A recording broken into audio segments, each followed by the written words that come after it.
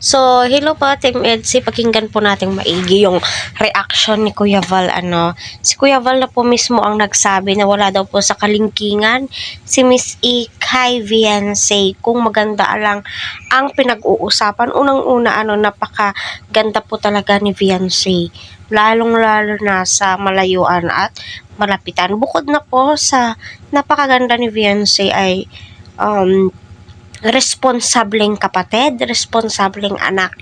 Inuuna po niya ang pangangailangan ng kanyang magulang, kapatid, bago ang kanyang sarili, di ba? Iniisip po niya yung pagkakakitaan po nila, no? Bago ang kanyang sarili. Yung tipong may lote naman po, napakalaki. 500 square meter ata yun, no? Kung yung iba, igagrab po nila yon kasi pwedeng pagtaniman ng mga gulay, pangkabuhayan din kumbaga. Pero si Viancy, iniisip po niya yung lifetime po talagang pwedeng pagkakitaan, like sari-sari store, ng mga kakanin, pampalamig, yun po yung nasa isip niya. Kasi useless naman po talaga kapag nasa bundok, malayo sa kabihasnan, malayo sa mga tao, paano sila kikita? Lalong-lalo na po sa kanyang nanay, So, totoo, yung mga sinasabi ni Kuya Val, pakinggan po natin. Maitsura. Hindi sila maganda. Ay, ang ganda ni Erika, ang ganda ni May. Hindi po totoo yan. May itsura lang po sila.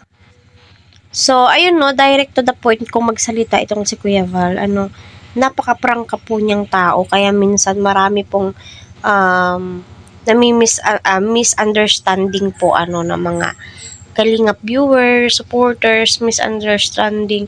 Kasi yung, grabe, napaka-prangka po talaga niya. No, kung kaibigan mo to, sa mga prangka dyan, gustong-gusto po nilang kasama itong si Kuya Val. Kasi kung magsalita, punto por puntos po talaga eh. Di po siya yung tipo ng tao na plastic, kumbaga. Kala mo magaganda? Sa video lang po yun. Diba? So, totoo naman, no? Di naman po maganda. Pero kung si Viancy, ngiti pa lang, my God, no?